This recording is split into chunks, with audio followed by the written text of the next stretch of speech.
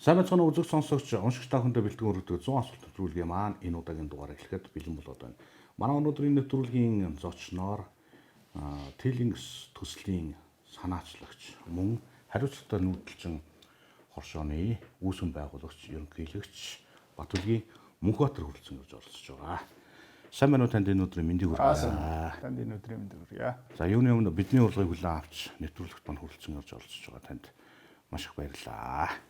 Нэвтрүүлгийн манай ихний асуулт та өөрийгөө болон гэр бүлийнхнийгаа сайхан танилцуулаач. За намайг Батүлгийн Мөнхбаатар. За миний эхнэрийг Энх Баясгалангийн оюу гэдэг. За 4 хүүхэдтэй. За тэр дундаас 3 ихэр хүүхэдтэй. За миний би одоо инженер эрх зүйч мэргэжилтэй. Дуулуурхайн салбарт 2008 оноос хойш ажилласан юм туршлагатай. За сая 2024 оноос хойш бол одоо илүү технологийн салбарт инженерийн ажлыг тий инженерчлэл гэдэг юмыг хийгээд явж байгаа хүн байна. Аль нутгийн хүн байсан бай та? Би өөрөө бол одоо олон юутай да нутагтай гэдэг шүү дээ. За ер нь бол аавынхаа талаас ярил өвөө маань бол Завхан аймгийн Шилүүстэй сумын хүн. За эмээ маань бол Дундгой аймгийн Хулт сумын.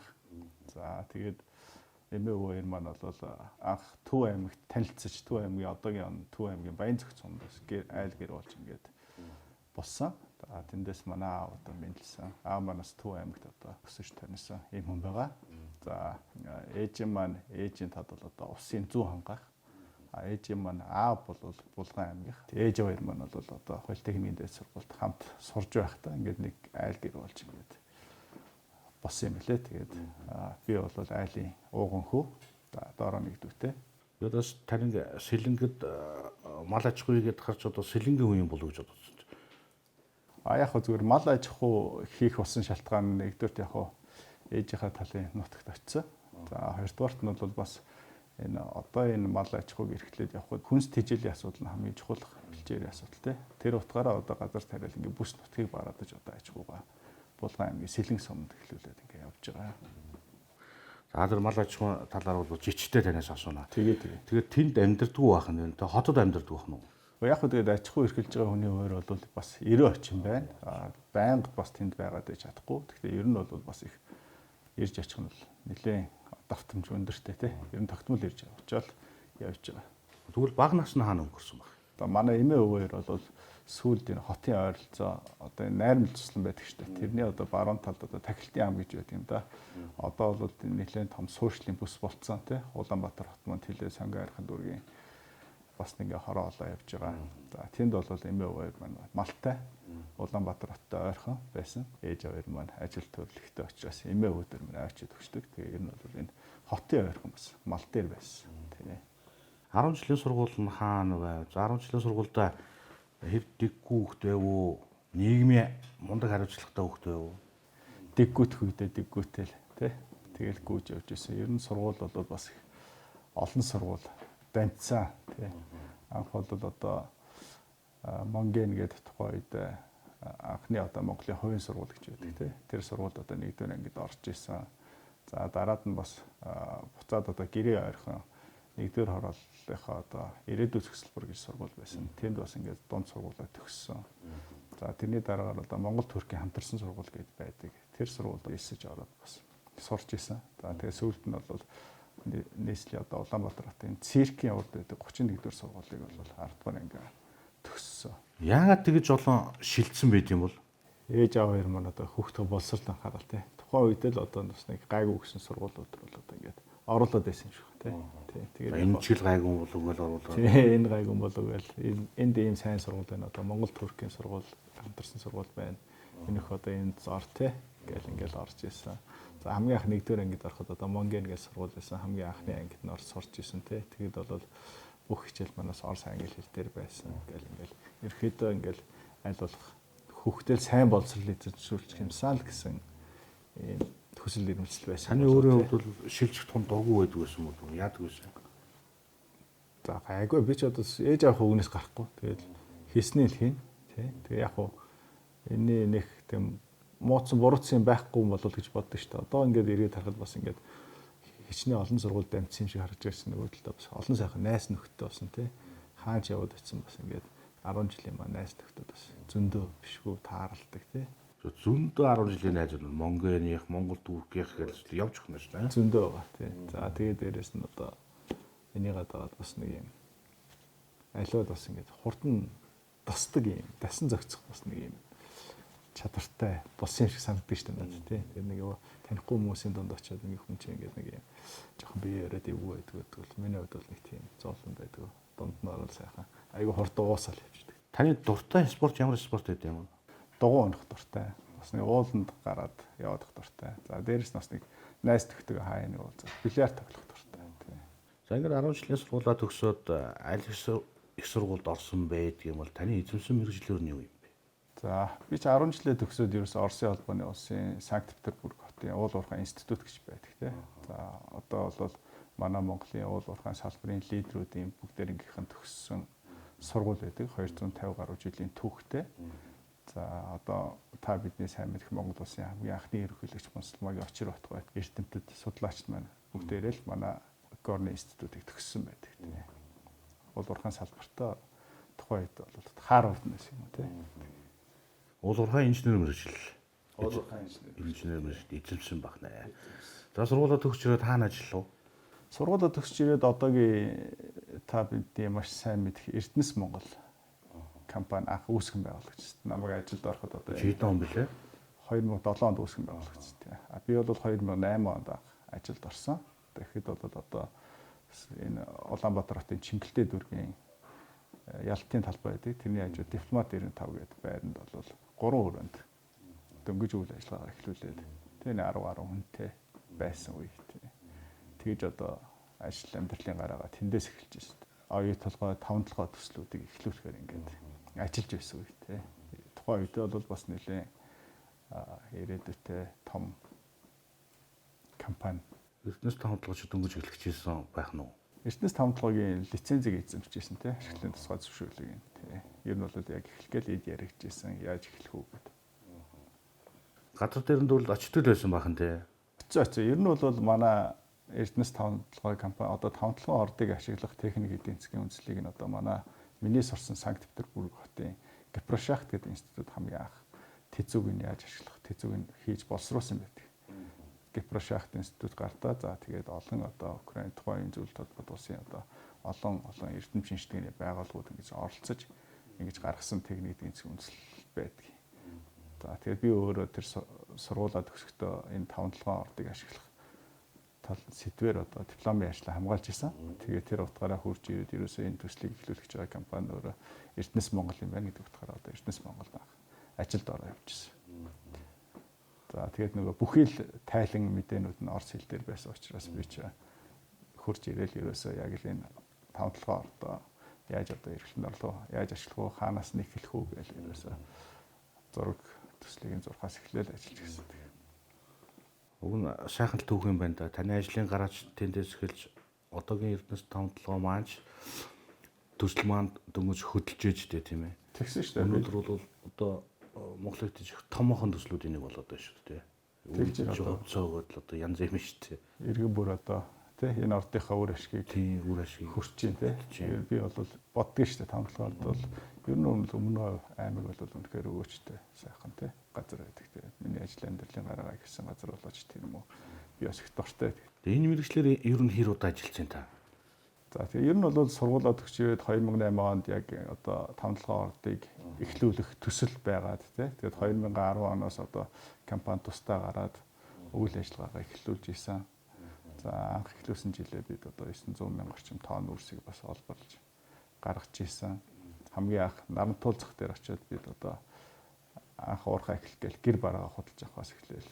Бүхэл юм олчихсон тий. Тэгээд одоо Нарантуул зах ороод бахан гэр аваад бүх юмнуудаа ойр зур юмнуудаа базааж аваад бид чинь сонсголонгийн нэг аж ахуй хашаанд овоолж байгаа л тэгэл нэг том шаланзан дээр бүгдийг ачаал уурхай дээр очижсэн. Тухайн үед одоо ачаагаа аваад очисон шүн болчоод нэлээ орой болоод намар тэгээд нөгөө гэрээ барьж чаддгүй бид чинь гэрийнхаа эсхийг буулгаж байгаа л одоо намрын сэрүүн орой эсхийн өөрийгөө ороогоо л одоо унтчих. Тэгж одоо тавталгаа үйл ажиллагаа маань эхэлжсэн бас түүхтэй. Тэгээ одоо олон сайхан найз нөхд маань бас тавталгаадаа ажиллаад ингээ явж байгаа. Тухайн үед та өдний зэрэгт хүрнэ гэж ер нь төсөлж ирсэн үү? Чи залуу юм чинь ажиллаж байгаа газараа ирээдүйн төсөл хэлээ л үү тийм ээ? Ер нь бол над бол энэ ордыг түшиглээд бид манай уул уурхайн салбар бол нэлээд том одоо амжилтыг гаргана гэж бол тийм ихтгэл өнөмшил байсан тэр үедээ л. Яагаад гэхээр одоо сургуулаа төгсөж ирээд бол надад бол энэ тэнд ажиллах боломжууд байсан те. Одоо заамрын нэг шар ордны олборлог газар шиг гэдэг юм те. Тэр үед би юу харж ирсэн гэхээр анхдагч одоо энэ том орд дээр л би одоо их юм сурч те. Одоо мундаг юм мэрэгчлэн болох юм байна. Тэрнээс ш одоо энэ жижигхэн одоо талбай жижигхэн орд дээр бол ордын нэг жижигхэн хэсгээр би одоо ажиллах юм бол төдийлөн бас юм сурч мэдгэнч хомс юм байна. Ирээдүйд ч гэсэн надад одоо төдийлөн том боломж нэгдэхгүй юм байна гэж харна. Тухайн үед л тэгж харж байсан. Тэр маань ч гэсэн өнөөдөр биелэлээ олоо явж байгаа шүү тий. Тэгээ өнөөдөр Монгол улсын хэмжээнд бол хамгийн нүүрс гэдэг бол өөрөө маш их масс үйлдвэрлэдэг тий. Тэгээ улсын хэмжээнд бол бас хамгийн том юм бол уул уурхайн компани шүү. Хамгийн их уулын цулыг жилдээ хөдлөж байдаг тий. Яг одоо эзэмсэн мэргэжил нь хэрэг болж байна танд? Болдгоо яг одоо тэгээд миний эзэмсэн мэргэжил одоо миний өдөр тутмын амьдрал тий. Бүхий л юмд хэрэг болдог. Инженер хүний бас нэг онцлог байх шиг байна тий. Альва ямиг бас болгоё бүтээ тий. Яаж одоо энийг зөв болгох уу гэдэг ингээд шийдлийг өргөлж илэрхийлж идэг тий. Ийм инженер хүний онцлог байх шиг байна. Тэгээд тэр утгаараа миний амьдралд бол энэ сонгосон мэргэжил маань маш хэрэг болж байгаа л гэж би хардаг. Үргэлжил хэрэг болж байгаа. Үргэлжил тийм ээ. Ер нь бол альва ямиг болгочгоонсон бүтээч гэсэн тий. Нөгөө хийх хүнд арга модгүй хийхгүй хүнд шалтгаан модгүй гэж монголчууд ярьдаг. Тэгвэл түүний нэгэн айдлаар инженерүүд бид бол за юу нь болохгүй байгаа яавал болох юм гэдэг юм одоо айл болох эрх талаас нь л харж байдаг. Тийм учраас энэ мэргэжлээ сонгосонд бол бас их баяртай байдаг. Таны хамгийн том мөрөөдөл юу вэ? За хүн бол нөгөө мөрөөдлөөр жигүүрлж амьдрдаг шүү дээ тий. Тэр утгаараа одоо яг өнөөдрийн байдлаар бол одоо хийж байгаа энэ зориод явж байгаа ажлуудаа бас биелэлийг нь олчих юмсан тий. Одоо энэ трилингс гэдэг төслийнхөө хувьд бол бас өнөөдөр яг яриул зөндөө юм байгаа. Гэхдээ бол алс шиттэй бас энэ ойн салбар гэдэг юм бас хөгжүүлчих юмсан тий. Одоо дандаа бас уул уурхайн баялгаа ухаад байдаг биш бас энэ нөхдөг баялгийг бас ингээд бид нар салбараас бас ингээд экспорт хийдэг юм боломжтой болох юмсан гэж бас ингэж зорж энэ трилингс төслийг бол явуулж байгаа. За нөгөө талаараа одоо энэ хариуцлагатай нүүдэлж оршоо гэдэг маань бол мал аж ахуй гэдэг бол монголчууд бидний маш том уламжлал тий. Тэр утгаараа одоо бид энэ хариуцлагатай нүүдэлж оршоо гэдэг төслийг бас хэрэгжүүлээ явж байна. Энэний цаад утга санаа нь бол одоо бидний хийж байгаа зүйл бол одоо нэг өхөрн дээр яваад байгаа. Өхөр маань яах хэвээр гэхэлэр чанартай тий малыг бид бий болгоё, стандарттай болгоё. Энэ мал маань өөрөө нэгж малаас авах ашиг шимэн өндөр бай, өр өгөөчтэй бай тий. Ингэснээрээ нөгөө талдаа бид нар бас бэлчээрээ хамгаалъя тий. За тэгээд энийгээ дагсан одоо хөнгөн үйлдвэрлэлээ бас хөгжүүлээ. Одоо энэ мал аж ахуй хөнгөн үйлдвэрлэл одоо арь ширний үйлдвэрч гэдэг юм уу хөгжихгүй байгаа энэ улсад шалтгаан нь өөрөө энэ анхдагч түүхийд мал маань өөрөө чанаргүй байгаа. Тийм учраас бид нар энэ малыг эхлээд чанартай болгох хэрэгтэй байна. Тэгжээж бид одоо энэ хөнгөн үйлдвэрлэл маань хөгжих юм байна те. За нэг арь ширний үйлдвэр байлаа гэж бодоход одоо нэг өхрийн ширээ аваач гэдэг тэрний нэг 30-аас за дээдлэн 40% нь ашиглаж болно. Үлдсэн нь одоо хай гэж юм те. Ийм нөхцөлд одоо ийм түүхий эдийг аваад тухайн үйлдвэр өөр ашигтай ажиллаад өсөж дэвшгэд хэцүү байна. Тийм учраас бид нар анхдагч түүхий болох малаа маш чанартай болгоё. Малынхаа үржил селекц дээр маш анхаарай. Хажуугаар нь одоо өөс тижэл бэлчээртэй бас анхаарахгүй болохгүй юм байна. Ингэжж бид нар малынхаа чанарыг сайжруулах юм байна. Нөгөө талдаа мал маань чанартай болвол энийгээ дагсан энэ арь ширний үйлдвэр сүүн бүтээгдэхүүний махан бүтээгдэхүүний ч гэдэг юм уу те дайвар бүтээгдэхүүний ч гэдэг юм уу одоо яс боловсруулагч байдаг юм уу те энэ үйлдвэрүүд маань хөгжих юм те энэ хоёр маань өөрсдөө ингээд параллел зэрэгцээ төгжөөд ирэхээр аль аль талтаа ингээд илүү үн цэнийг бий болох юм. За ингээд мал маань өөрөө үн цэнтэй болоод ирэхээр тэнд байгаа малчт маань өөрөө бас ингээд амжиргааны түвшин энэ хоёр төслийн чинь талаар танаас тусдаа асуунаа. За тэгэхээр таны мөрөөдж байгаа хамгийн том мөрөөдөл энэ хоёр эхлүүлсэн хоёр төслийг л амжилтанд хүргэх юмсан гэсэн мөрөөдөлтэй байх нэ. Хамгийн сүүлд таны гаргасан хамгийн том амжилт юу вэ? тийм амжилт гаргачлаа гэдгийг хэлж мэдэхгүй байна. За сүүлд бол одоо ковидын үеийн карантинтай байх үеийг ашиглаад Монгол улсынхаа одоо хамгийн өндөр цэг болох тийм хүйтний оргил дээр бас гарсан. За тэгээд яг ковид хөл хориотой байсан үе тийм учраас нөгөө Монголын уулчтын холбооноос ингээд Монгол улсынхаа ийм дөрвөн оргил дээр гарах юм бол ийм дөрвөн бэрх гэж цом бүгд юм лээ. Тэгээд тэрийг нь одоо анх би Хинтийн ноён 80 оргил одоо асрал тайрхан дээр бас нэг найз төгтөйтэйгээ гарах гэж явж байгаа. Тэнд бас хүмүүстэй тааралдаад ийм дөрвөн бэрх цом гэж байдгийг сонсоод тэгээд тэгвэл одоо бас энэ цомыг бас авчих юмсан ингээд бас бодлоо өртлөө тий. Тэгээд дөрвөлн дээр нь гарав. Тэгээд дөрвөлн дээр нь гараад одоо тэр айл айлын дээр нь гарч иж дөрвөн бэрх болтыг. Миний хувьд бол одоо ингээд асрал тайрхан дээр гарсан. За одоо Баянгор аймагт байдаг их богд тайрхан гэж байгаа. За тэгээд таван богдын одоо хүүтний оргил гэж байгаа тий. Алтай таван богд. Хөвсгөл аймагт байдаг мөхс артаг гэдэг байдаг. За энэ дөрвөн оргил дээр гараад одоо дөрвөн бэрх гэж цомыг өгдөг юм байна лээ. Тэгээд одоо нэг уул ус сонирхдаг болохоор мэдэхгүй байхгүй юу? Яг хөө тэгээд нэг уусын эр хүн болсных тий. Тэр уул дээр гарах сайхан таашаад үз. Гой шүү дээ тий. Би уусын орой дээр хараад ингээд алсын бараа ширтээ бас ингээд альва яма ботоод тий сууж бас их зүгээр юм лээ. Таны гаргаж байгаа шийдвэрт голчлон юу нөлөөлдөг вэ? Нөхцөл байдал одоо ботоор үнэлждэг үнхийг эрмэлздэг. Тэрнийхээ үндсэн дээр одоо шийдвэр гаргаж явдаг гэдэг. За өдөрт л одоо явхад унаж босож бүдрэх одоо олон зүйлийг туулсан байлгүй дээ. Гаргаж ирсэн шийдвэрүүдээс чинь хамгийн муу шийдвэр нь юу байсан бэ? Алтан оноо бүхэнтэйгэл энэ бүхэн чинь л өөр амьдрал те алддаггүй амьдрал гэж байхгүй. Сайн муунээс бүх сайн муу нэлж сав дүүрнэ гэдэг те. Муу шийдвэрч байсан тэр маань одоо миний амьдрал бас нэг туршлага болоод үлдчих те. Тэгэхээр одоо сайн муу гэхээс илүү тэгэхээр үзэж харах юм аа үзэж хараад туулаад тэгэл явж гин. Нэр хүнд гэдэг зүйлийг та тодорхойлооч. За нэр хүнд гэдэг зүйл бол явж би хариуцлах юм бол гэж ойлгохтой тий. Өчигдөр өнөөдөр маргааш та айлгүйр нь амьдарч байна. Өчигдөр бол дурсан ч тий. Маргааш бол ирээдүй мэдхгүй бид нар юу тохиолдохыг тий. Тийм учраас мэдхгүй шүү дээ. Тийм учраас өнөөдөртөө л хүн амьдрах нь зөв гэж ойлгохтой. Ирээдүйнхэн талаар асууж мэдэх одоо тийм боломж олдвол та юу асуух хүсэж байна? Хизээ өгөхөө асуух юм болов тий. Тэрийг мэдж яах юм. Хүн хитэн дөрөвтэйгээ мэджиж миний кармад хитэн дөрвөө ойлоо гэдэг мэдчих юм бол юу хийхэд төлөвлөө шүү дээ. Би хизээ өгөхөө мэдэх юм бол юу нь ач холбогдолтой яах вэ гэдэг нь бодох байхгүй тий. Тэрнээс одоо за тэгэндээ ингэндээ гэж ботсон юм маань одоо магадгүй цаг бидний амьдрал бол цаг хугацаагаар хэмжигдэж шүү дээ. Тэгэхээр ерөөсөө надад хэдэн хоног байгаа юм бэ гэдэг хамгийн чухал тий. Тийм бол одоо юм төлөвлөх гэдэг нь шүү дээ. Юм төлөвлөх гэдэг шүү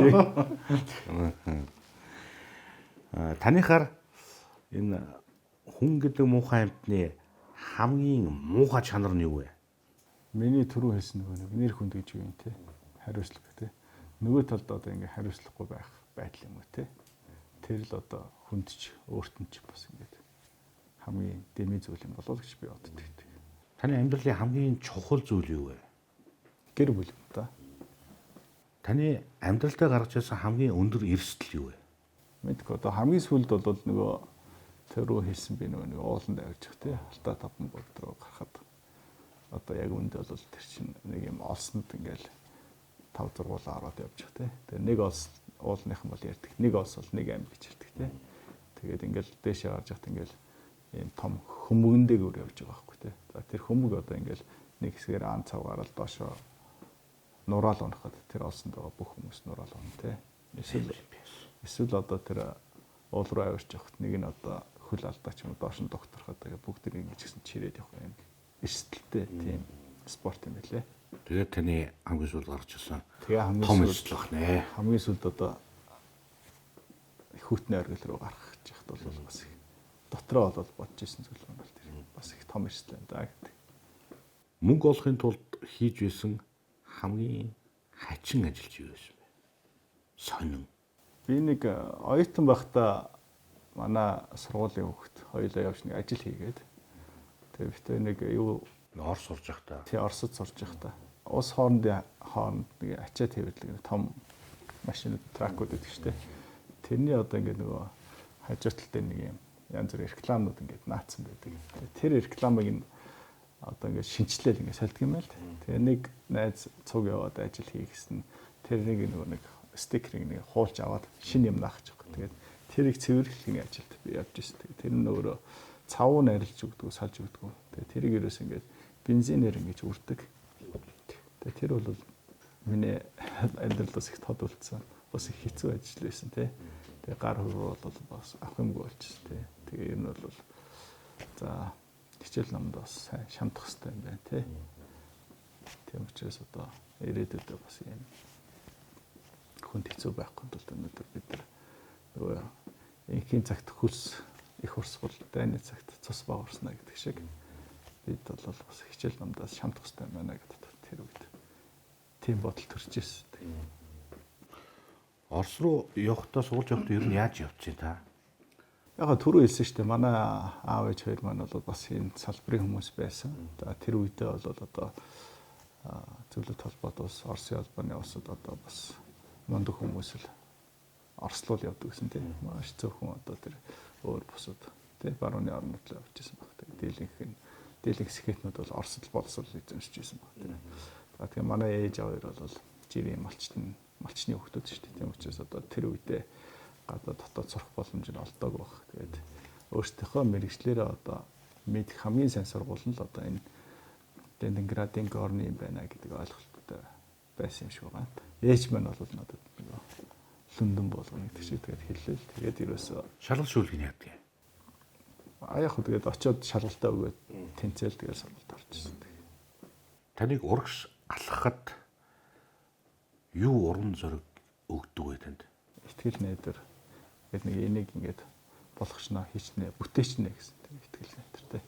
Тэрэгээрээ бас хүн бас ингэж уран зориг авч урагшилж идэг гэж болгодог.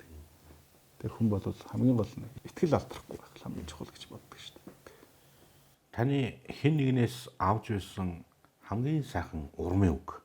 Ээж маань хэлсэн үг байдаг. Аливаа юм өөрийн гэсэн цаг хугацаатай байдаг. 8 дугаар ангид байхдаа манай найз ээж аав нь бас ингээд Оросоос ингээд бараа авчирч одоо нам тулцах дээр ингээд зардаг байсан.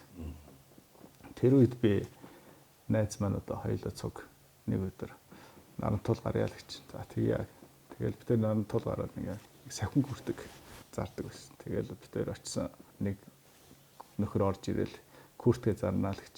Тэгээ маань найз өөчний күртг чинь энэ гисэн юм байна шүү дээ. Энд дээр юм зураастай юм байна шүү дээ гэл нөгөөд нь жоох ингээл нэг одоо бидний ярьдаг мял тэгж байгаа нөгөөд нь күртгийг хямдруулаад авчих. Тэгсэн чил манай занааш одоо хоёлаа ийшээ явна л. Дагаал өсчихсэн нэг газар нэг булан тойрол нөгөө сахин күртгийг чинь зүгээр юм дүрж байгаа л. Дон ингээл будаал гялцуулаад шинэ юм шиг болгоод байсан. Тэгэл найз нөгөө күртгээ өөрөө өмсөөл буцаал нөгөө нэг яг арилжаа хийж байгаа хэсэг дээр хөрөөд ирсэн чинь нөгөө хүмүүс айгуу сонирч за хийдөө. Тэгэл тэр дон ерөөсөө найз нөгөө күртгээ зараагч л тэр надад айгуу гоё санагдаж байгаа хөөх. Тэгэл дараагийн өдөр би дахиад хичээл дараа нөгөө чи бос явна гэх. Тэгэхээр tweet би цуг. Тэгэл яхад бас нэг хүн лимчин дотроо бас нэг 8 хийж үтчих гээд байгаа шээ. Тэгээ нэг хит хит удаа тэгж очиж.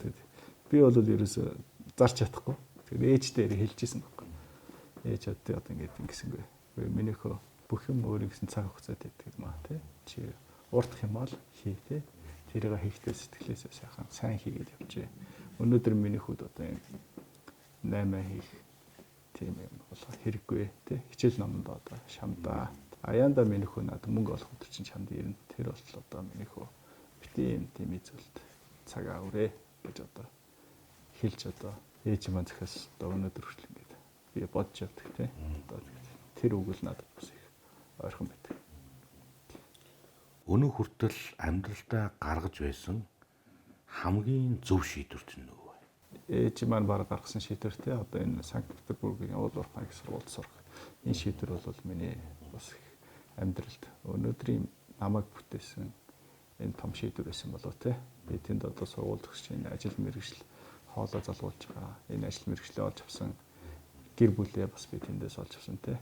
их нартайгаа анх тэнд оюутан байхдаа танилцчих гэр бүл болж тэгээд төдийгөөс өдийг хүртэл ингээд дөрвөн сайхан хүүхдийн аав ээж болоод өндөр зохио явж байна те. Тэгэхээр миний одоо их зөв шийдвэр маань одоо тэр Санкт Петербург хотод очиж суралцах шийдвэрээс юм болов. За нийслэл хотын хөгжил гэдэг зүйл юунаас эхлэх ёстой гэж та боддог вэ? Одоо Баянзүрх дүүргийн иргэн байна та. Та биднээс шүү дээ. Надаас танаас те. Бид нар бүгдээр ингээд хандлага өөрчлөх ёстой. Зөв байх ёстой. Өөртөө зөв байж ич өөр хүмүүстэй зөв үлгэр дуурайлаг үзүүлж ич те. Өрөөл бусдад зөв шаардлага тавьж ич. Ингэж бид нар нийслэлийн хөгжил гэдэг зүйлийг ярих нэ. сайхан болгох те. Тэрнээс ч одоо хэн нэг нь одоо эсвэл одоо нэг төсөл хөтөлбөр хэрэгжүүлснээр ч юм уу те. Сайхан болохгүй байхгүй. Энийг бол бид бүхнээс өөрсдөөс л эрхлэх байх. Танай Баянзүрх чинь манай нийслэлийн хамгийн их хүн амтай дүүрэг баг мөн баг шүү тийм ээ. Хамгийн их хүн амтай дүүрэг те. 450 орчим мянган хүн амтай. Та бүхэн одоо энэ амьдарч байгаа энэ нийгэм биш үү? Энэ нийгэмд өөрчлөх ёстой олон асуудлууд байгаа. Тэр дундаас нь хамгийн түрүүнд нь энийг өөрчлөөсөө гэж та ямар асуудлыг хардаг вэ? Нийгэмд өөрчлөх бишгүй л асуудал байгаа тий. Тэгэл дахиад бид өөрсдөөсөө л бас эхлэх ёстой л гэж бодож байна. Нөгөө л хувь хүн. Хүн л энэ бүхнийг хийдэг тий. Бүхэл юм ингээл хүнээс хамааралтай тийм учраас дор бүрнээ хин нэг нь өөрчлөгчөөс гэхээс илүүтэйгээр бид нар өөрсдөө зөв бай тий. Бурхны ном ч гэсэн хэлдэг шүү дээ. Явж иж Бурхны номны мөн чанар юу гэхээр хүн өөрөө зөв байхын тухайд л байна тий. Чи муухай зүйл битгий хийж тий. Христийн шашин байсан ч гэсэн ялгаа байхгүй тий. Чи одоо ингээд зөв хүн байж чадах юм бол дахин төрнө гэл байж тий. Ингээд нэрэл. Тэгэхээр ерөөсөө хүнээс л бүх юм болдог. Тэгэхээр өөртөө л зөв бай. Хамгийн гол нь ирээдүйн хойч болсон үр хөвгтөдтэй зөв үлгэр дуурайлыг үзүүлээ тий. Аливаа болохгүй асуудлыг алдаа дутагдлыг өөрөө л бусдаас хайдаг биш. Өөрөөсөө хайдаг. Тийм л хүмүүс байвал бид нар маш хурдан урагшаа олох байх. Хойн сургууль төгссөн уул уурхаан мэргэжил эзэмсэн сайхан инженер залуу байгаад иддэг. Юу нь яаж яваад энэ мал аж ахуйн салбар руу тавьд орсон юм? Шалтгаан нь юу вэ? Мал аж ахуйн салбар чинь өөрөө монголчууд бидний маш том уламжлал шүү дээ тий. За дээрэс нь миний одоо түрүүн би ярьцлага ихэнд хэлсэн. Бага насаа би бас эмээ өвөө дээрээ алт дээр өнгөрүүлж исэн тий. Тэр утгаараа одоо хүүхдүүдээ бас ийм монгол ахуйтай хүн болох юмсан гэж би бас боддгийн. Энэ их орныхоо бас тий өв соёл, үнд цэглээс мэддэг, ухамсартай энүүгээрээ бас бахархдаг хүмүүс болоосаа гэж би бас боддгийн. Тэр утгаараа хөдөө бас ийм малтай бай тий. Малчин Мөнхбаатарын мал уу, малчин Дондгийн мал уу, малын мах уу гэхээсээ илүүтэйгээр энэ мал өөрөө ямар стандартыг хангаж байгаа юм бэ? Тэ юу идэж уусан юм бэ? Ямар эмтэрэ вакциныг хийсэн юм бэ? Тэ энэ өөрөө хэрэглэгчдэд эргээд сөрөг нөлөөтэй мүү, үгүй мүү, тэ ийм стандарт байх хэрэгтэй байна тэ. Бид нар одоо ингээд монголчууд гаднаас маш их Герфордын ч гэдэг юм уу, Ангусын ч гэдэг юм уу, одоо сүүний чиглэлийн Монблиардын ч юм уу гэдэг үхрийг одоо маш их мөнгө төлж одоо онгоцсон орч тэр янз бүрийн байдлаар одоо авчирч ийм болж оруулж ирсэн. Тэгвэл бид нар өнөөдөр одоо манай булганы сэлэн сумд байгаа сэлэнг үйлдвэрийн үхэр те 40 жилийн түүхтэй үхэр байгаа. Энэ үхрээ бид нар сэргээ үйлдвэр ухсагийн сайжруулъя те. Ийм брэнд үхэр болгоё гэж ингэж зорьсон. Тэгээ энийг одоо би гэхээс илүүтэйгээр те бид тэр авийнхаа малчтайгаа ер нь тэр нутгийнхныгаа бүгдээрийнх нь малыг тийм чанартай сайн болгочих. Нэг юм загвар жишгийг бий болгочих. Дараад нь дахиад бусад сумдаараа тэгээд бусад аймагуудаа тий улс орныхоо хэмжээнд бид нар одоо ингээд чанартай өхөртэй энийг амьдаар нь ч тэр одоо мах болгоод тэр гэдэг юм уу аль шидэнч тэр бүгдээр л юм үн цэнтэй бүтээгдэхүүн болох хэрэгтэй юм байна. Энэний төлөө бид нар бас юм хичээл зүтгэл гарах хэрэгтэй юм байна тий. Энийг одоо ашиг гэхээс илүү бас юм том сайхан үйл юм уу тий. Өв уламжлал авч үлдэх тий. Одоо энэний араас одоо мал маань одоо үн цэнтэй болчих юм бол малчтны маань амжиргааны түвшин сайжирна. За малчтны маань амжиргааны түвшин сайжрах юм бол Монгол улсын хамгийн үнэтэй зүйл чинь одоо хүн байхгүй тий. Ард иргэд маань өөр. Тийм учраас одоо энэ хүмүүс маань Улаанбаатар хот руу хурж ирээд ажил хайж явахгүй. Солонгос гарч одоо ажил хийх юмсан гэж бодохгүй. Тэр хүмүүсийн амьдралаа сайжирчих юм бол нутагтаа сайхан амьдран те ашигтай орлоготой. За нэг өхрөө 10 сая төгрөгийн үнэтэй болгочлоо гэж бодоход жилдээ 10 өхөр зарчдаг байх юм бол жишээ нь 100 сая төгрөгийн орлоготой малчин. Улаанбаатар хотод ирж ажил хайж явахгүй байхгүй. Эсвэл Солонгос явж, Япон явж ажил хий гэж бодохгүй байхгүй. Тэр утгаараа би бас энэ уламжлалаа сэргээсэн энэ мал аж ахуйгаа үн цэнтэй болгох, бэлчээрээ үн цэнтэй болгох, малчтаа бас юм үн цэнтэй байлгах их том үйл юм уу гэж харж бас энэ ажлыг хийж хэрэгжүүлээд явж байгаа. Танаа хариуцлагатай нүүдэлчин хоршоо гэж байгаа шүү дээ. Хэдэн малчин өрхтэй вэ? За одоо нэг 9 малчин өрхтэй нийлээл явж байгаа. Шинэ хөдөлгөөн, шинэ хоршоо хөдөлгөөн. Шинэ хоршоо хөдөлгөөн бүр хөдөлгөөн болцсон. Одоо орон нутаг отоор яваад л малчтад энэ зүйлээ тайлбарлаад яваад ах шиг байна. Та бол хоршоо хийсэн хүн багтах нь шүү дээ. Тэг яг бид энэ хоршоо гэдэг зүйлийн давуу тал нь юу юм? Ингэж хамтаараа нийлэх нь ганц мод гал болдгоо гэж ирдэг шүү дээ. Түрүүн би нөгөө хэлсэн шүү дээ. Хурдын явыг л ганцаар яв. Гэхдээ та нэг хол явахгүй бүдрээ унж магадгүй. Хоолын явыг гэж бодож байгаа бол хэдүүлээ хамтаараа л явъя те. Хамгийн том миний бол зорилго өнөөдөр монголчууд маань одоо хамгийн сайн одоо ноолор бүтээгдэхүүнээ хийдэг боловсруулдаг те. Одоо жишээ нь одоо ноолорны салбар гэж бодоход жилд Монгол улс одоо 400 орчим сая долларын ноолор 10,000 тонн ноолорыг экспортлдог те угаагаад. Тэгвэл энийгээ бид нэр ээрээд экспортлох юм бол энэ маань одоо тий дахиад нэг нугарах тий боломжтой ийм зүйл байж байна. Тэгвэл бид нар энийг маш сайн хэмжээнд нь одоо тэр ноолорынхаа ямаануудыг маш сайн яг тэр үйлдвэр хөсөөгөө нөржүүлээд ноолорын гарцыг нэмэгдүүлээд тий ингээд явуул бас их зүгээр юм уу тий. Одоо Монгол улс бид нар өгөөдөл жилдээ нэг 800 бараг 900 сая долларын хүнсний бүтээгдэхүүн импортлдог шүү дээ. Тэгвэл тэрнтэйгээ дүүцгүүц хэмжээний ядаж ноолорын бүтээгдэхүүнийг экспортлдог байх хэрэгтэй тийм. Бид нар бол ингээд аль болох валютаа дотоодоо шингээх тийм. Аль болох гэдэг гадны хөрөнгө оруулалтыг татаж авчрах, экспорт хийх тийм. Ингэж ижил энэний ард дээр улс хөгжишөд тэр утгаараа бас одоо бидэрт бол юу вэ уламжлаад багсан энэ мал аж ахуйн салбараа бас ингээд төрөлжүүлж хөгжүүлж энийгээ бас юм экспортын нэлээд том салбар болгож хөгжүүлэх шаардлага байна уу гэж би харж байгаа тийм. Танай хоршооны үйл ажиллагаа юу вэ? Яг юу эрхэлтэй? Өнөөдөртөө бол төвлөрөөд явж байгаа юм бол өрчлөлтээр нь бид маш нөгөө төрөүний яриадсан үнэ юу? Ямар үхэр тий үхрийн тий үхрийнхээ одоо үйлдвэр ухсааг бид нар яаж сайжруулах юм бэ тий. Ямар үйлдвэр ухсаа гэдэг вэ? Сэлэнг үйлдвэр тий. Энийг одоо яаж сайжруулах юм бэ тий. Энэ одоо юунууд нэгдлүүд чинь одоо хойшлогдсноос хойш юусэн ингээд энэ өрчин селекцийн бодлого гэдэг юм улсын хэмжээнд алдагдсан тий. Тэгээд ингээд мал эмнэлэг гэдэг нэгдсэн юм байхгүй. Малчтан дураараа ингээд зүгээр л бид нар өөрсдөө ч гэсэн малчд гэдэг юм баггүй бид нар өөрсдөө ч гэсэн нэг ханиад өрхөөр аптек ороод ямар сайн юм бэ гэж зүгээр аваад уушдаг. Тэгтэл бол тэр антибиотикийг таарч юм уу таарахгүй юм уу ямар төрлийн вирус тусцаад байгаа хүн мэдэхгүй байхгүй тий. Тэгээ нэг уг нь эмчтэр очиод зөв онцлуулаад тохирсон эм тариага эмээ аваад уучвал илүү хурдан тий маш хурдан эдгэрчдэг шиг. Тэгтэл одоо малчд маань ч гэсэн бас малаа төдөлн сайн мэдэхгүй очиод ингэсэн юм шиг нэгэн рүүгээ уцаар яриад тийм үү тэр их зүгээр юм билий тэрийг хүчүүлгээл тэнгуул авчил мал эмнэлгээс аптекээс очиод нэг тэр имийг авчил тариагийн ч юм хийчих.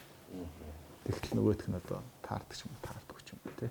За тэгээ нөгөө талд нь дахиад ингээл тижээлийн асуудлууд ингээл гараад ирдэг тий. Та нэг 10 малтай ч юм уу 50 малтай ч юм уу байх юм бол одоо нэг үүс тижэл зардаг хүмүүс шиг гэдэг шүү дээ. Намар хураагаал нэг үүс тижэл гайгүй хямдхан байж байна. Хавар яг хүндрээл ирэнгүүтэл нөгөө 2-3 үн нуграал явчихдаг тий. Тэгвэл бид нар хошоогоор нийлэх юм бол 50 мал юм биш 500 малыг өсгөх гэж байгаа байхгүй тий. Тэгээд бид нар доктортой авах гэж байгаа. Тэгвэл та тэрийг тэгээд дахин өнөө өсгөх гэдэг. Энэ найдвартай хэрэглэж. Өнөөдөр Монголд хамгийн том жишээ оюутлага шүү дээ.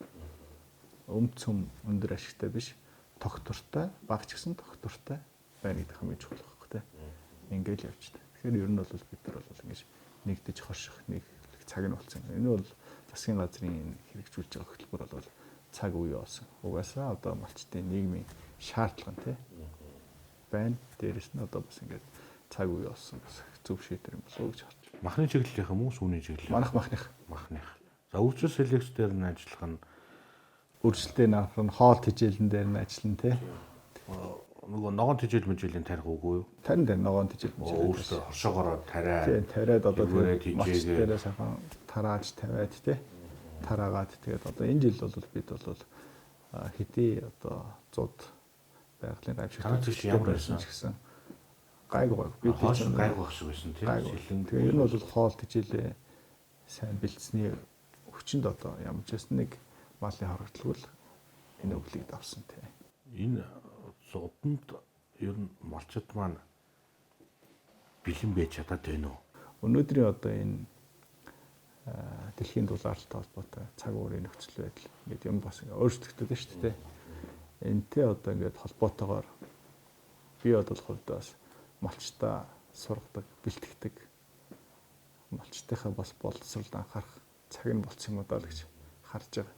Мэдээж одоо дандаа практик дээр байгаа. Тэгвэл одоо бид нар илүү энэ малаа үр ашигтай байлгахын тулд тий яах ёстой юм бэ гэдэг. Энийг одоо дэлхийн нийтийн олон улсын маш сайн туршлагууд байна тий. Шинэ Зеландын ч гэдэг юм уу. Тэгэхээр одоо бид нар бас тэр олон улсад хэрэгжээд байгаа сайн туршлагууд бас авч малчтаа бас тэрийг мэдлэг мэдээллийг нь илүү сайн түгээж өгөх хэрэгтэй юм болоо тий. Тэгжиж бид нар одоо урагшаага илүү өөрсдөндөө ихтгэлтэйгээр явах юм болов уу гэж харж байна. Эрчимсэн мал аж ахуй Монголд хэрэггүй гэсэн хэсэг бүлэг байгаа шүү. Аа нүүдэлчин соёлоо устгах чинь, уламжлалаа үе хийж чинь, Монголоо алдсан гэл одоо юмрхүү зүйл байгаа шүү дээ. Байгаа. Үүн дээр таны санал.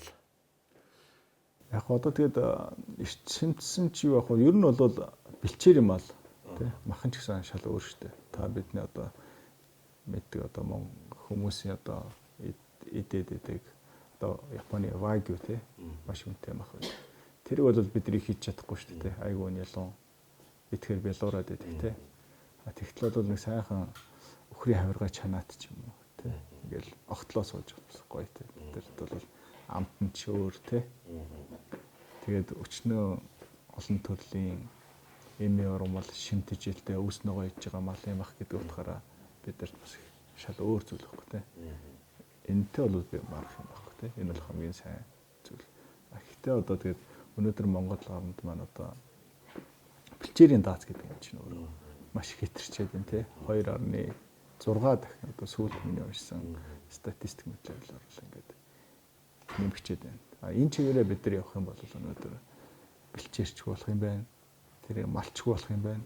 Малчичгүй болох юм. Тоонд биш, чанарт анхаарьяа. Чанарт анхаарьяа л гэж. Домраагач зүгээр тооны араас гүгээд идэгээс одоо энэ саяны өнгөрдөг өвлөрч одоо хаширсан баха.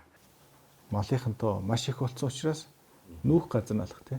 Тэгээ өвчөргөнийг нүүж гин. Туслан руугааныг нүүж гин. Хаврчин дээр нэг хэсэг байж тий. Ингээл ерөөсө 2-3 нүтэл хийж илүү нүтэл байхгүй болцсон. Гэтэ бид нар өнөөдөр малаа илүү чанартай, зохистой тоо хэмжээний бэлчээрийнхаа даацад нийцүүлсэн. Тоо толгойтой малтай болъё. Гэхдээ тэр ашиг шимээ харин яаж өндөр байх тал дээр л малчин бид илүү анхаарах хэрэгтэй байна л гэж бодож байгаа. За энэ хоршооныхоо үйл ажиллагааг сайхан явуулаа. Хоршоонд олон малчин өрхийг нэгтгээрэй. За их. За нэг төслийн асуул. Одоо нөгөө төсөл рүү орноо. Энэ төсөл нь надад их сонирхолтой санагдсан шүү. Модыг тоолё гэдэг байгаа шүү дээ. Модыг тоолох гэдэг төсөл байгаа байхгүй. Одоо монголчлоод хэлэх юм бол тийм ээ. Тэгэж Монгол улсын ерөнхийлөгч маань тэр бум мод тарина гэдэг одоо дэлхийн нийтийн өмнө амласан байгаад байдаг. Уг нь тариад байна өөрхий. Компаниуд, хувийн компаниуд байна, хувьсгалын компаниуд ч байна. Тэдэн мянгыг тарилаа, эдэн мянгыг тарилаа гэдэг нэг мэдээлэл явах юм да. Нэрээ үнэхээр тэдийг тариад байгаа юм, эдийг тариад байгаа юм уу? Тэр тарьсан нь ургаад байгаа юм уу? Унаад байгаа юм уу? Энийг мэдэхгүй байхгүй. Тэгэхээр яг үүн дээр танаа төсөл холбогдох юм шиг надад зүгээр анзаарчихсан. Ягаад та анх энэ төслийг хийдэг санаа нь орж ирсэн юм? Энэ төслийн ач холбогдол нь юу юм? Байх шалтгаан нь юу юм? Дэлхийн дулаар л гэдэг зүйлийн эсрэг одоо бидний хийж чадах юм ерөөсөө мод тарих гэдэг тийм. Ер нь бол хүлэмжийн хий гэдэг юм нэг хамгийн ихээр шингээдэг зүйл нөр намаг. За тэрний дараа бол одоо энэ мод гэдэг зүйл байгаад байгаа. намайг бол модтой харьцуулшгүй үлэмж хэмжээгээр шингээдэг. Тэгэхдээ бол бид нар намгийг одоо бүтээж чадахгүй. Тийм учраас бидний чадах зүйл бол мод тарих. Тэр утгаараа одоо энэ модыг одоо түрүүн таны хэлсэнчлэн мод тариал гэж бид нар яриад байдаг. Тэгвэл манай одоо энэ төслийн өөрөө өгнөөрөө ургуулж үлдээе гэж те. Тарьж болно. Тэгэхдээ урахгүй л яах. Бидэрт юу нь чухал юм бэхээр ургачих л чухал байхгүй те. За модыг тарьснараа бид нар одоо энийга бүртгэл гэдэг зүйлээс эхлэн те. Ер нь бол инженерчлэл гэдэг юм хийхэд тулд бүртгэлээс эхэлж байгаа хөөх те.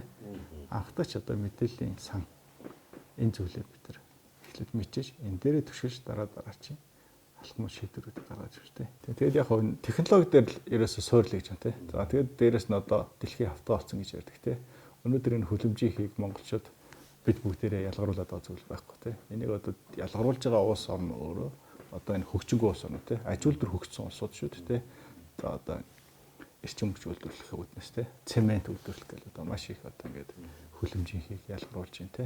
Мод тарьснараа яах юм хэрэг маш энгийнээр бол энэ платформоо бид хөгжүүлээд энэ мод болгоныг одоо улсын төсвийн хөрөнгөөрч гэдэг юм уу те татвар төлөгчдийн мөнгөөр одоо бүгдийг хийгээд авах ямар ч боломж байхгүй. Тэгэхээр одоо өнөөдөр бас ирээдүйд санаа зовж байгаа байгаль хийхээ төлөө санаач хилээж байгаа те монголчууд болоо те энэ цэнхэр гариг дээр амьдарч байгаа хүн бүрхэн хувь нэмрээ оруулаасаа гэдэг үүднээс энэ платформ ингээд хөгжүүлээд явж байгаа. Тэгээ одоо Хонконг, Сингапур ч гэдэг юм те мод тариач гэдэг газар нутганд байхгүй газрууд жишээ нь байна шүү дээ. Тэгвэл одоо манай платформоор дамжуулаад бас нэг Монгол гэхээс илүүтэйгээр одоо тэр модоо тарьчаасаа те өөрийнхөө одоо ялгаруулж байгаа тэр CO2-оо буцаага шингээх үйлээ хийчихээсэй гэж юм уриалга гаргахад. Тэгэд энэ төслийг хэрэгжүүлээд явж байгаа те. За энэ маань өөрөө дахиад Монгол улсад ямар хэрэгтэй юм бэ гэхээр яг хуу аль болох дэлхийн бүхэл хүмүүсийг оролцуулмаар шүү дээ. Баг өртгөд гэхдээ энэ чинь ингээл мод төрлүүд нь оролцоод байдаг. Байгаль хийхэд төлөө энэ хүмүүс бүгдээр л ингээл гар бие оролцсон байгаасаа гэдэг уриалгыг гаргаад хүн болгоныг л оролцуулах хүсэлтэй. За бидэнд монголчууд бидэнд ямар ялгаатай юм бэ гэхээр ойрын ирээдүйдээ бид нар бас мод тарьж өөрчилснээрээ хагаар орчны бохирдолтой бас тодорхой хэмжээнд бид бууруулад авчин те. Дуу чимээ багасна те. Тоос шороо багасна те. За ингээд хүчил төрөг илүү их ялгаруулж байна те. Тэгээд энэ маань одоо бидний эрүүл мэнд өөр хүүхдүүд маань маш ач тустай. За дунд хугацаанд бол одоо олон улсад яригдаад ирсэн те. Carbon credit гэж зүйл байна. Нэг талдаа одоо маш ихээр одоо CO2 ялгаруулж байгаа улсууд үйлдвэрүүд одоо маш их хэмжээний тэрэндээ нийцсэн хэдийн хэмжээг ялгаруулж байна. Тэрэндээ нийцсэн одоо тохирох одоо татварыг төлөх юм болж тэ. А тэгвэл нөгөө талдаа тэрийг одоо шингээж байгаа улс орнууд нь тэр төсөл татвараас нь хэдийг шингээж байгаа юм бэ? Тэр хэмжээгээрээ бас ингээд орлого олох боломж бүртгэж байгаа.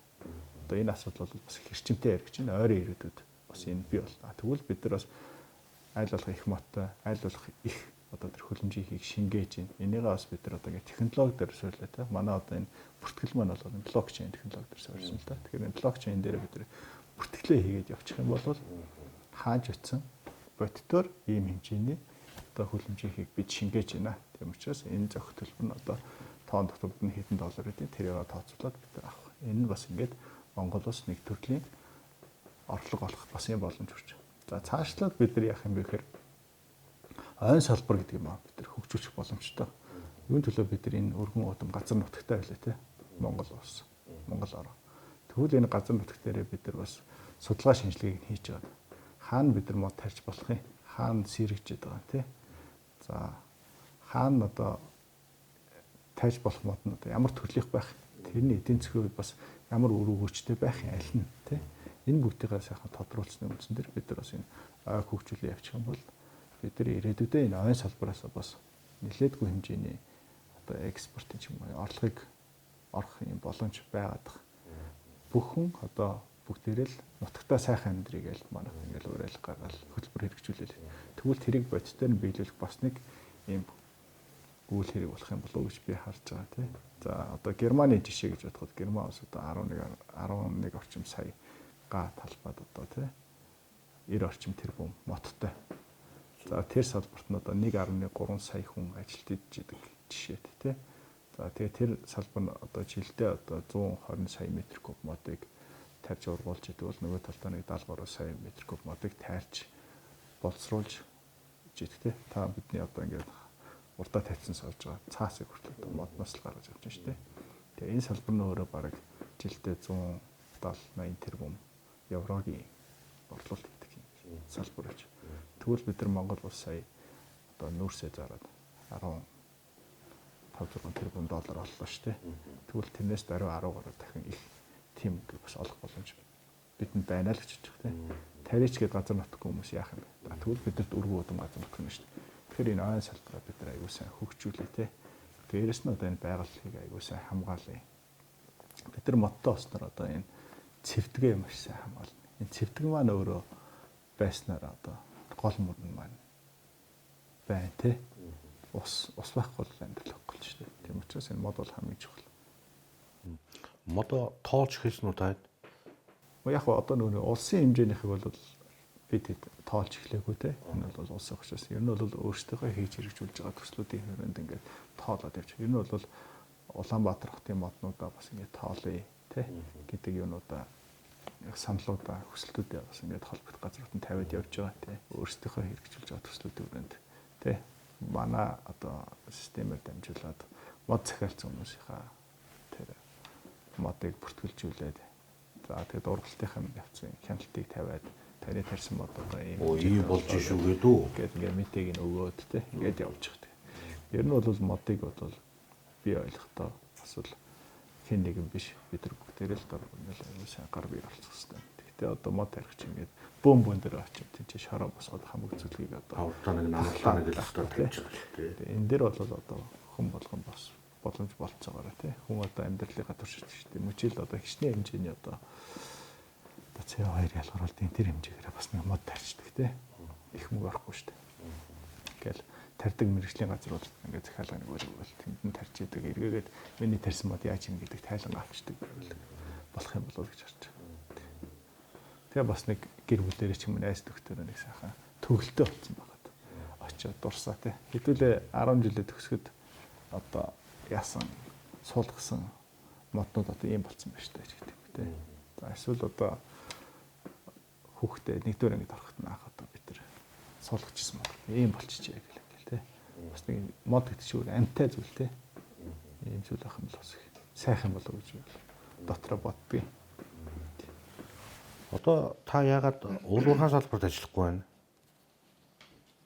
Яг уулуурхай салбартаа ажиллахгүй гэхээс илүүтэйг нь ер нь бол нөгөө инженерийн ажлыг хийгээл яваад байгаа тий. Ер нь бол яг одоо үйлдвэрлэлийн процессд бол оролцохгүй байгаа ч гэсэн бид нар ер нь одоо энэ уулуурхай салбарыг бол бид нар маш зөв авч явах хэрэгтэй, хөгжүүлэх хэрэгтэй тий гэж бол харж байгаа. За тэгээд одоо дэлхийн нийтэд одоо хамгийн эрэлттэй байгаа хамгийн үн цэнтэй ашигт малтмлын энэ бид одоо бас нээж илрүүлэх те тэрийг дааж одоо өндөр технологиг бас улс орнод нотгшуулах хэрэгтэй юм болов те. За тэр технологи чаад одоо маш олон ингээд болсон учраас бид нар бий болгоно те. Одоо энэ Солонгосын жишээ ихэд одоо автомашин үйлдвэрлэл те тэр хагас дамжуулагч чип ч гэдэг юм уу те. Тэгээ хөлөг онгоц шиг юм ингээд олон улсын зах зээлд гаргасны ачаар өнөөдөр энэ улс юм өндөр хөгжилтэй болж байгаа тийм. Тэгвэл бид нар ч гэсэн өнөөдөр одоо эхний ээлжинд энэ уулуурхай салбар дээр ч гэсэн бас анхаарах хэрэгтэй баг тийм. Юу хамгийн үнцэнтэй. Тэрийг дааж ямар өндөр технологи манад орж ирэх юм тийм. За тэр өндөр технологио ашиглаад бид нар илүү үнцэнтэй нэмэр өртөг шингэсэн бүтээгдэхүүнийг бид нар авч явах юм тийм. Одоо Хятад Оросыг хэдүүлээ таарч чадахгүй шүү дээ. Нүүрс яв гэхлээр одоо транзит тээврийн тариф гэл маш өндөр бид нар одоо хаашаач гарч чадахгүй. Энэ хүмүүст л нийлүүлэхээс өөр арга байхгүй тий улс гоо. Тэгвэл бид нар одоо тэр хаас дамжуулагч гэх юм уу үйлдвэрлэж чадах юм бол тэр овер хэмжээ багтаа байхгүй. Нүүрс шиг биш байхгүй тий. Сайхан онгоцоор ачаад аваад явж боломж гэдэг юм уу. Тэр утгаараа одоо бид нар бас ингээд нөгөө харсан таарсан болгоно салбараа хөгжүүлэх чинь ингээд угаж төгчөөд хас үлээтэйгээр яг юм зорилготой зорилтод хэрэгцээ шаардлагатай байгаа тэр чиглэлийнхаа судалгаа шинжилгээ хийгээд тэр чиглэлдээ бид нар явах хэрэгтэй юм л тий. Зорилгоо тодорхойлж байгаа явах хэрэгтэй баг тий. Тэрнээс салбараа хөгжүүлэх чинь ингээд хаана юу байна гэдээ очиод бүгдийн сэндэж ядаж бас болохгүй л гэж боддог. улс хөгжихийн тулд бүхэл салбарт инженерүүд их хэрэгтэй гэдгээ. За их хэмжээгээр хэрэгтэй гэдэг шүү дээ. Яагаад гэдгийг. Одоо яг инженер хүнээс би өөрөөс нь асууя. Яг одоо тэгээд бурхан хүнийг бүтээгээд үлдсэний инженерүүд бүтээсэн гэдэг яриа байдаг тий. Тэгвэл одоо өнөөдөр аливаа юмны инженерчлэл энэ улс орны хөгжилтэй хэн илүү ийм технологиг эзэмшиж чинь тэр улс л илүү хөгжилтэй тий. Өнөөдөр бидний хөрш хятад улсын түүх хөгжил өөрөө бас энэ инженерийн салбартай маш их холбоотой. Дэлхийд дээр одоо жил болгон одоо бэлддэг инженерийн тавхараа дэлхийд одоо хятад улс тэргүүлж байна. Дараад нь Оросын албанаас урж байна тий. А өмнө нь бол Оросын албанаас хамгийн их инженер бэлддэг байсан. Тийм учраас одоо бүхэл салбарт бид нар бол инженерүүдэд бэлдэж, дэмжиж, сургаж, бэлтгэжээж ард нь бидний хөгжил бий болно л гэж харж байгаа. Саяхан баялагын сангийн тухай хууль батлагдлаа.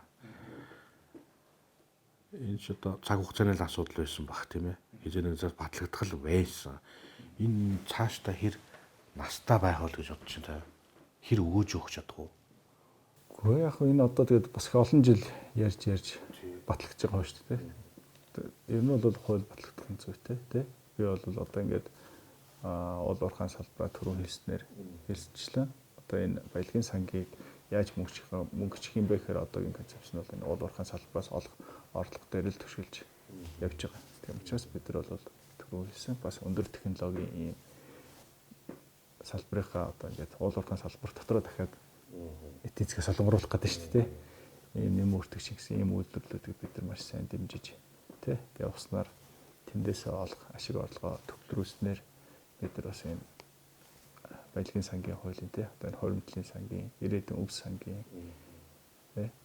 Хөгжлийн сангийн гэдэг энэ сангуудын бодит одоо тэр үр өгөөж хүртэх боломжтой л гэж харж байгаа. Ер нь бол ийм хууль байх нь зүйтэй. Гадныхан манай уул уурхайн салбарыг өнөөдөр яаж харж байгаа бол урд нь хэцүүхнэл харж байсан багтаа өнөөдөр нэг арай нааштай болж байгаа болов уу гэж би зөв дотроо бодож байгаа. Цаашдаа оюу толгой шиг ийм том төсөл бий болгох боломж манад байна уу, бидэнд байна уу? Ер нь бол яг уул уурхайн салбар тэр дотор хайгуулын салбартай. Хайгуул нь бол ямагт одоо ингээд төрүүлж явж идэг анхдагч тий. За одоо бол бид нар бол хайгуулын салбар маань сүүлийн 10 гаруй жилийн өмнөд бол зогссон байж тий. Гадны хөрөнгө оруулалт татварцсан тий. За ер нь бол эд оргил үедээ бол одоо оюутлах хамгаалгаа нэгж хөгжих гэдэм үү. Хайгуулын салбар жилдээ бол бас нэг 100 гаруй сая долларын ингээд гадны хөрөнгө оруулалт орж ирдэг салбар байсан бол өнөөдөр тэр салбар маань үндсэндээ тэр хөрөнгө оруулагчдад маань зогссон байна. Энэний хамгийн том илэрлэл нь юу юм бэ гэхээр одоо өнөөдөр техник сургуулийн жишээ нь геологч мэргэжлэр 3 хүүхэд төгсөж байгаа байхгүй. Боловсрогч нь байхгүй. Угаасаа гараад ажил олдохгүй учраас энэ мэргэжлэр сурах шаардлагагүй хайгуул хийхгүй юм ч одоо явах тийм. За тэгээд одоо бид нар одоо яахсан бэ гэхээр хайгуулын салбараа эрчимжүүлэх хэрэгтэй. Хайгуулын салбараа эрчимжүүлэхдээ бид нар одоо нэг сонгон шалгуулалтын ингэдэг боллоо, тэгдэг боллоо, нээлттэй боллоо, цахим боллоо гэж яриад шүү. Миний хувьд бол энэ бол зүгээр нэг процессын асуудал тий. Тэнд бол хайгуулын тусгайлшуулыг яаж авах вэ гэдгээс илүүтэйгээр энэ салбарт одоо эрсдэл хийх гэж байгаа хүмүүс тий татварын орчныг нь бид нар эргэж харах хэрэгтэй юм болов. Уул уурхайн дэд сайд уянга саяхан нэг ярьцлаган дээр гарч ирсэн. Монгол улсын дэлхийд одоо 1001 удаа 1000 хайгуулын ажил явж байхад нэг л орд болж. Монголд бол 100 авахд нэг нь орд болж байна. Нэг хувийн магадaltaй зүйл дээр одоо бид нар гадны хөрөнгө оруулагч эрсдэл хийгээд орж ирж байгаа 5 онд. Тэгвэл бид нар өнөөдөр тэр эрсдэл хийж байгаа хүмүүсийг бас нэг эрсдлээ гаргахад нь дарамт болчихгүй тийм хууль эрх зүйн орчныг аюул сайн бүрдүүлэх хэрэгтэй баг тий. За дээрэс нь одоо нэг 5 төгрөгөөр одоо гаргаад хайгуул хийгээд эрсдэл гаргаад за нэг жоохон юм олчлоо гэж бодоход нэг орд болгочлоо гэж байна. За тэгвэл тэрний чинь дараагийн үе шатнд дахиад хөгжүүлэлт тий явна. Энд бол дахиад тэрбум доллар шаарддаг. Ийм болоод нөгөө нэг арай ч гэж 5-3 төгрөг шахаад амт түүнээс мөнгө босгоод өр зээл тавиад ингэж босгоод нөгөө лицензээр нэг жишээ нь нэг томоохон компани манай Монголд үйл ажиллагаа явуулж байгаа Rio Tinto ч гэдэг юм уу тий.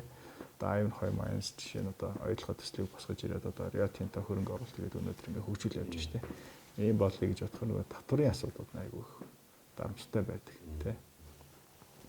Энэ асуудлууд нь энэ эрсдэл гаргаж хайгуул хийж байгаа одоо тэгээ олон улсын жишгээр бол одоо энэ junior компаниуд гэж ярьдаг те. Энэ компаниудтай их халтай байдаг учраас тэр хүмүүс орцоо Монголд очиход хэтэрхий эрсдэлтэй. За нэг жоох юм олцохоор эдгээр чинь өөрсдөө хамгийн татвар гэдэг авчдаг. Тэгээд бидэрт ямар ч ашиг болох боломжгүй. Тэгэхээр бид нар яах юм те. Эдгээр чинь өөрсдөө ийм green project-ыг хөгжүүлээд нэг brown болоод brown бас нэг нь одоо энэ дэлхийн том охин компаниудад ингэж зардаг тий. Дээдэртээ ингэж дийл хийдэг ийм л загвараар явдаг байхгүй тий. За дээрээс нь дахиад одоо манай гадныхны том асуудгийн асуулт байдаг. Танай Монгол одоо ерөнхий сайдын том юм уу, багийн даргын том юм уу гэж асуудаг тий. Хайгуул хийх гээд арай ч гэж бөөм борсныг хайгуулын тусгай аваад очино. Багийн дарга ухуулахгүй. Та нарын үйл ажиллагаа явуулахгүй гэдэг ингээс өөр ингээс ахаа хясаа суучдаг тий. Тэр утгаараа ингээд бас нэг юм дарамттай тий. Гэх мэтлэнгийн юм асуудлууд. Тэгээ ер нь томоохон хэмжээний ордыг нээж илрүүлээд тэгээд ингээд ашиглаад өөр ашиг нь хүртэнэ гэдэг бол 20-25 жилийн хугацаа шаарддаг тий. Тэгвэл өнөөдөр бид нар оюутлага 5-7-оос хойш дараагийн орд өнөөдөр нэгж байгаа юм асуудал огтос байхгүй хаягчид. Тэгэхээр бид нар одоо ирээдүйд энэ баялагын сан гэдэг хуулийн хэрэгжилтэйг одоо бодиттой болгохын тулд бид нар бол ойр ирээдүйд энэ хайгуулын салбарыг онцгойлон анхаарч явах зүйтэй байх гэж харж байгаа.